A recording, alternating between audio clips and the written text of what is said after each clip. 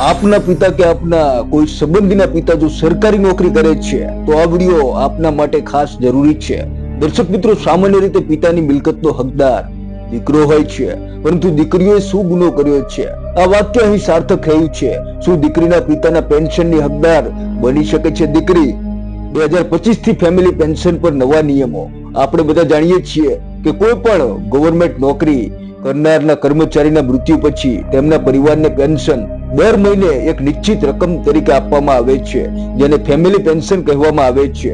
આ family pension central civil service pension rules 2021 મુજબ મૃતક પરિવારને આપવામાં આવે છે। સામાન્ય રીતે કર્મચારી પોતે અથવા ફેમિલી પેન્શન માટે તેના પરિવારના સભ્યોના નામ આપે છે, જેથી તેના મૃત્યુ પછી તેના પરિવારજનોને નાણાકીય સહાય મળતી રહે છે।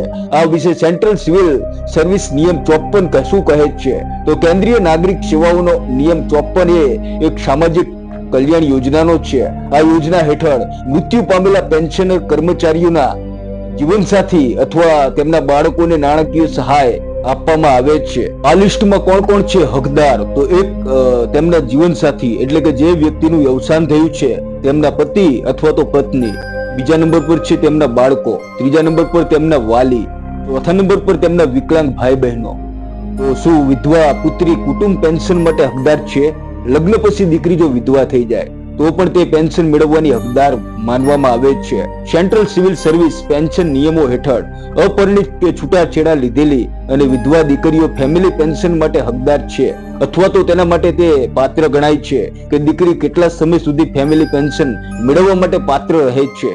તો મૃત પેન્શનરની પુત્રી જ્યાં સુધી લગ્ન ના કરે અથવા તો નોકરી ન મેળવે અથવા માનસિક અને શારીરિક રીતે વિકલાંગ હોય ત્યાં સુધી કુટુંબ પેન્શન મેળવવા માટે તે પાત્ર ગણવામાં આવે છે।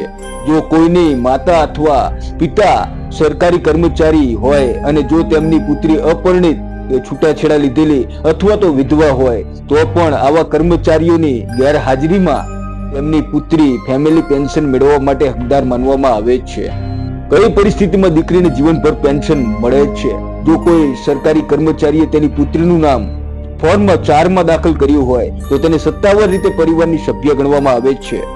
જો મૃત કર્મચારીની અપરિણિત પુત્રી તમામ ભાઈ બહેનોમાં સૌથી મોટી હોય તો માતા પિતા તેના હયાત ન હોય તો તે કુટુંબ પેન્શન મેળવવા માટે હકદાર માનવામાં આવે છે। જો અપરિણિત પુત્રીને જોડિયા ભાઈ બહેન હોય તો પેન્શનની રકમ બંને બહેનોમાં સમાન રીતે વહેંચવામાં આવે છે। જો માતા પિતા બંને સરકારી કર્મચારી હોય તો પુત્રી 2 પેન્શન મેળવવા માટે હકદાર માનવામાં આવે છે, પરંતુ બંને ફેમિલી પેન્શનની રકમ દર મહિને 1,25,000 રૂપિયાથી વધુ ના હોવી જોઈએ। તો પ્રથમ પેન્શનમાંથી મળેલી રકમ તેની આવક તરીકે ગણવામાં આવશે નહીં। જો અપરિણિત પુત્રી સરકારી કર્મચારીની દત્તક પુત્રી હોય તો કુટુંબ પેન્શન નકારી શકાય છે। જો પુત્રી શારીરિક રીતે અથવા માનસિક રીતે વિકલાંગ હોય તો તેને આ જીવન માટે અથવા તો તે 25 વર્ષની થાય ત્યાં સુધી ફેમિલી પેન્શન આપી શકાય છે, અથવા તેમના છૂટાછેડા થઈ ગયા હોય તો તે કિસ્સામાં પણ અપરિણિત પુત્રી તેમના મૃત્યુ પછી ફેમિલી પેન્શન મેળવવા માટે હકદાર માનવામાં આવે છે। દર્શક મિત્રો, આજનો વિડીયો આપને કેવો લાગ્યો કોમેન્ટમાં જરૂર જણાવજો, અને ચેનલ પર નવા છો તો સબસ્ક્રાઇબ કરવાનું ના ભૂલતા। ફરી મળીશું એક નવા વિડીયો સાથે। જય હિન્દ।